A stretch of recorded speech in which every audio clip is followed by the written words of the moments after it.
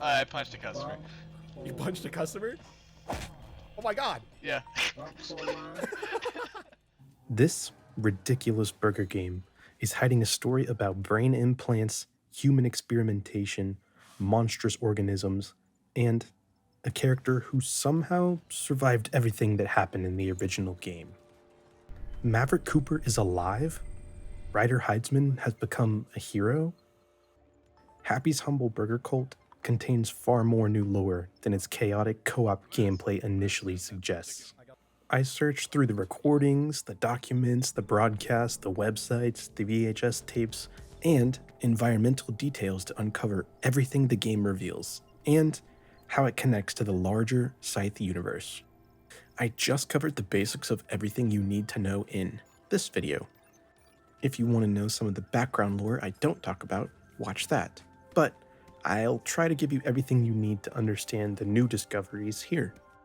Happy's Humble Burger Cult is a 4-player co-op game where you make burgers with your friends while trying to avoid too many mistakes to upset Asset Joy. I think we're gonna die. It's essentially the same primary game loop as the original game, Happy's Humble Burger Farm and Barn. But you have the added benefit of having to deal with 3 other idiots, in my case at least. Why did you put a pickle on that? Why the fuck is there a pickle? Who the fuck put that? While the story primarily takes a backseat for the multiplayer, it is considered a direct sequel story-wise.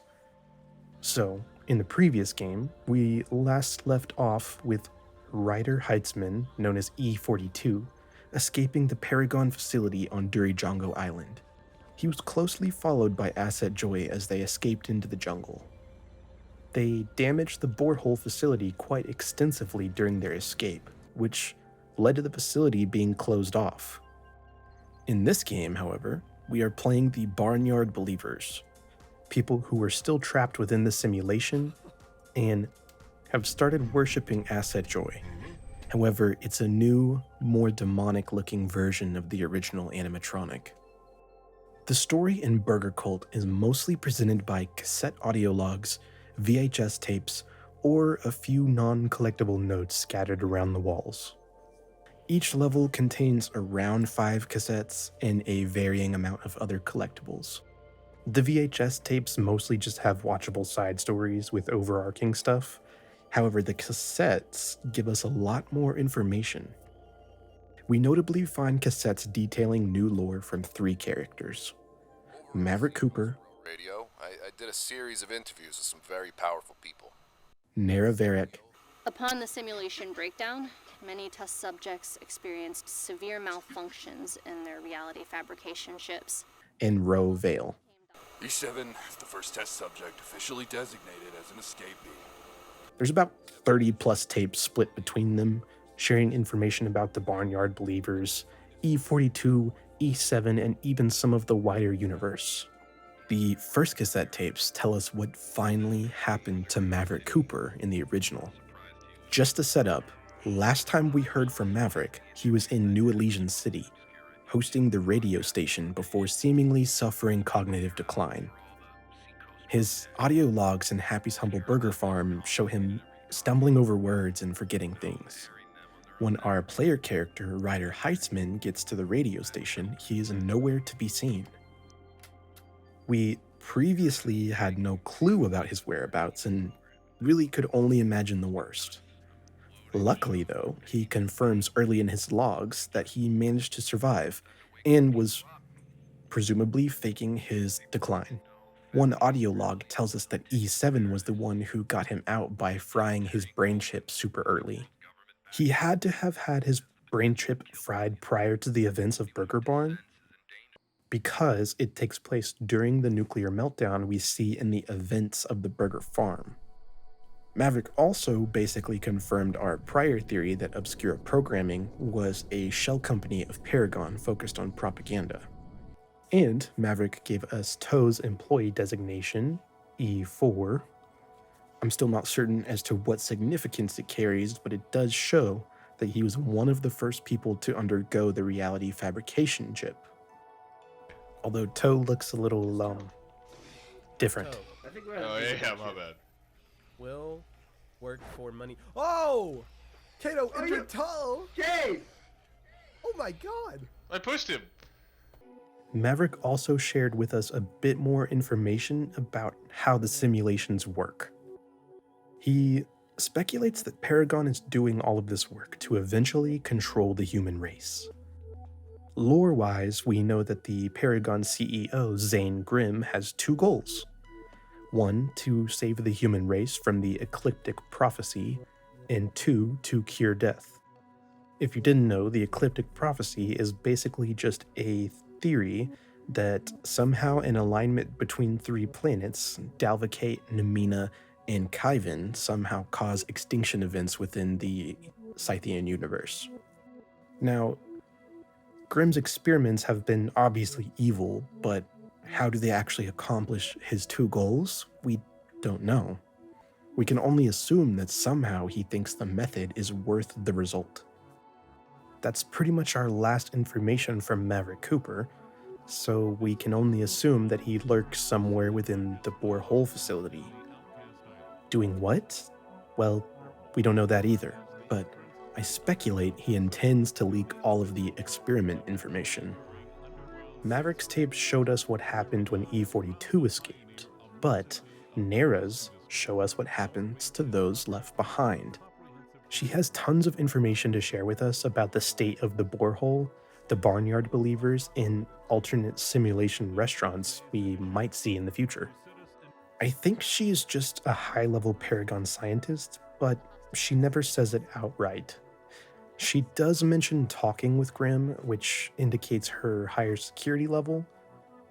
I imagine you'd have to know the CEO quite well to be able to talk to him directly, but who knows?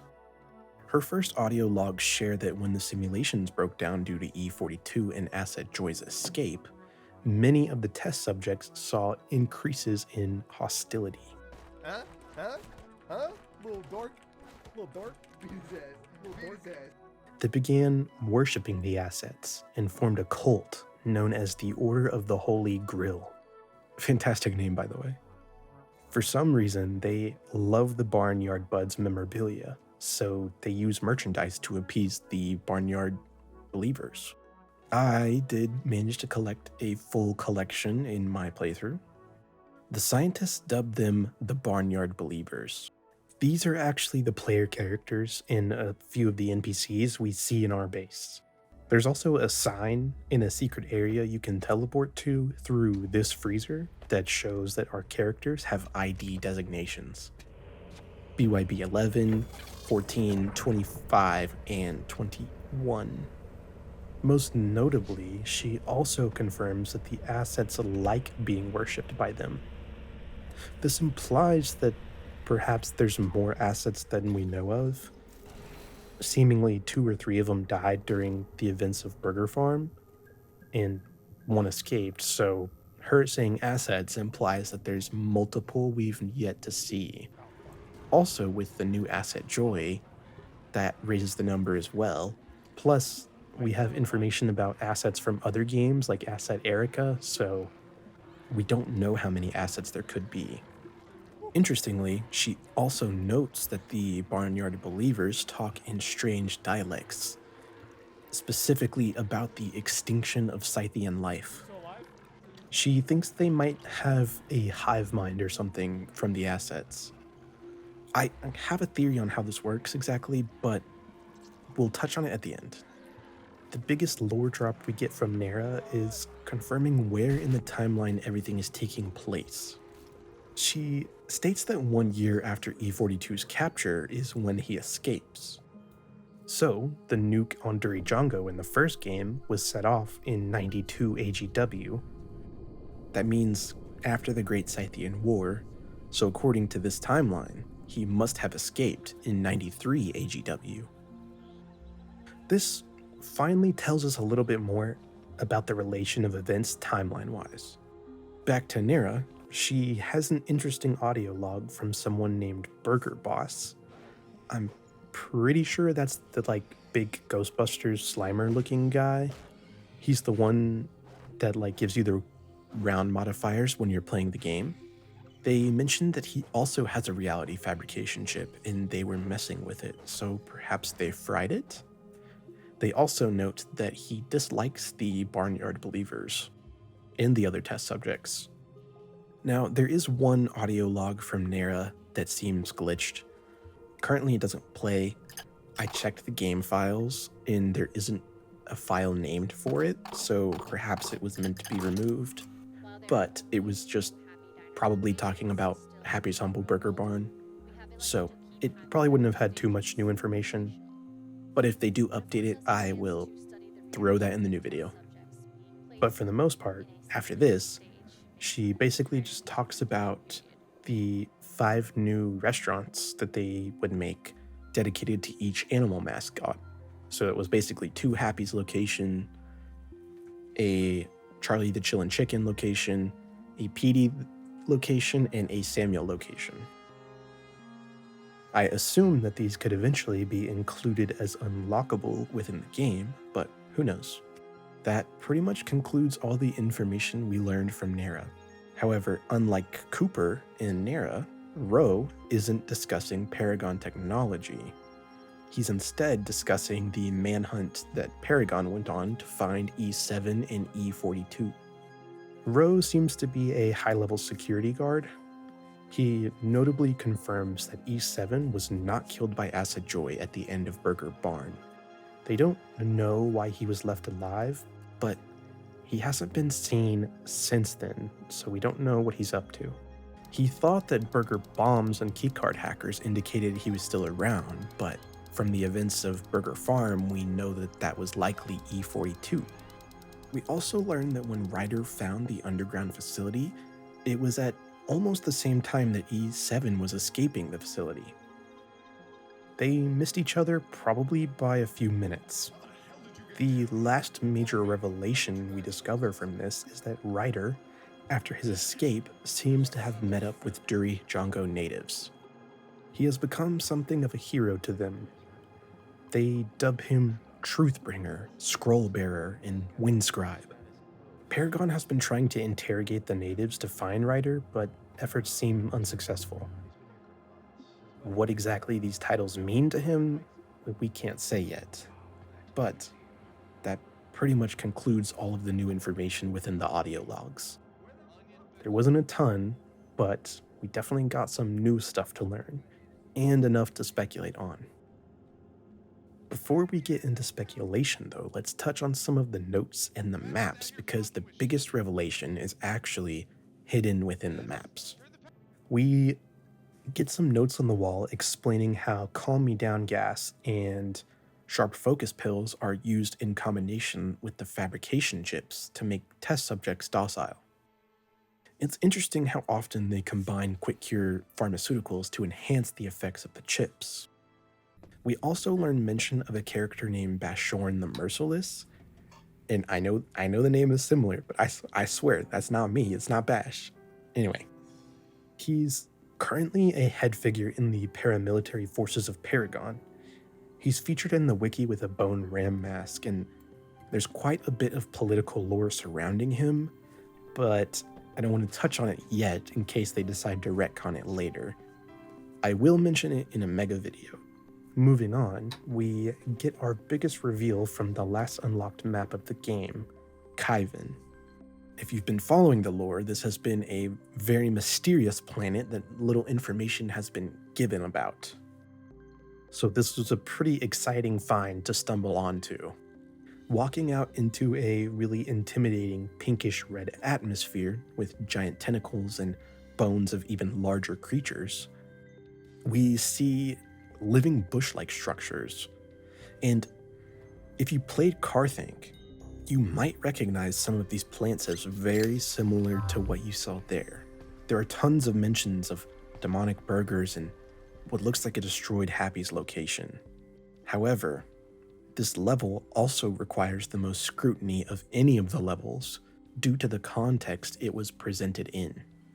This level isn't a secret like a certain other level.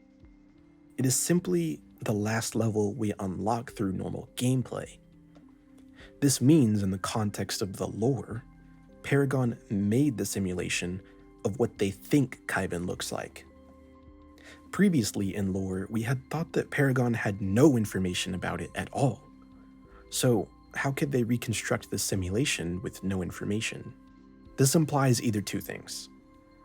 Paragon has somehow seen these plant-like structures on Carthanc and theorized Kyvan looks similar, or Paragon somehow has seen more quality photos of what Kyvan looks like through telescope or traveling there. Either way, Paragon clearly knows much more than they have let on, and it confirms that Paragon has been restricting information given to the public. For the most part, this is our last lore reveal, but there is a little bit more to be ascertained, so let's look into everything with our new contextual information. And I'll try and make some conclusions and guesses about where I think the story is going next. Starting with the setting, we know they're in the borehole facility on Durijongo.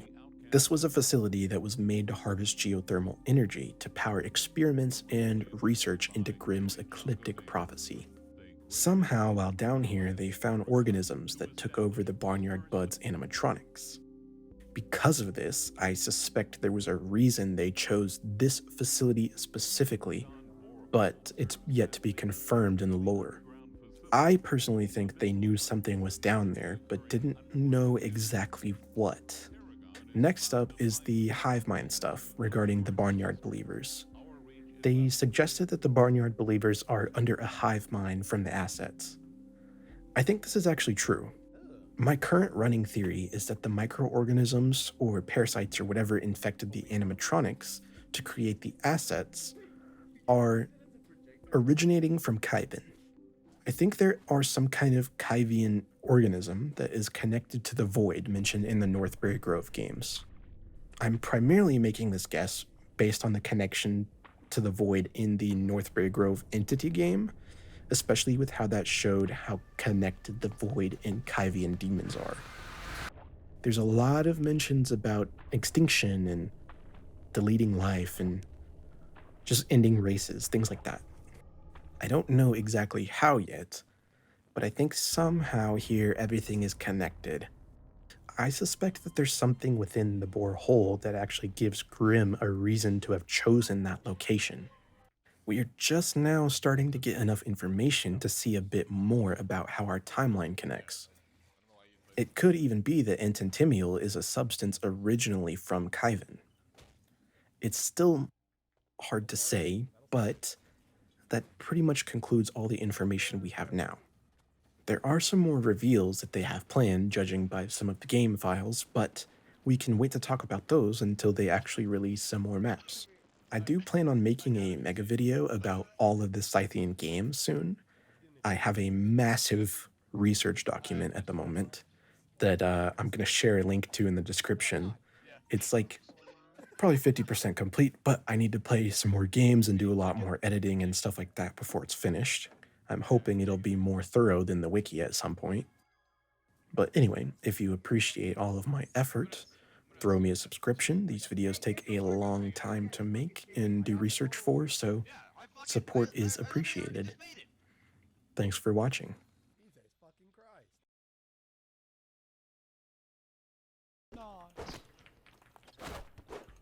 It's like fucking Messi on Jude Bellingham. Get off me. Shut up. Okay, I'm I already have Kate the is also- piglet. I told you that. Fucking damn it. I said I was making the biggest. I bitch. literally told you. I said I was making the No, biggest. you asked to. I said I had it. Okay, Mine's already ready, We're so. getting on the pepper bread. You. Why the fuck did you touch? I quit.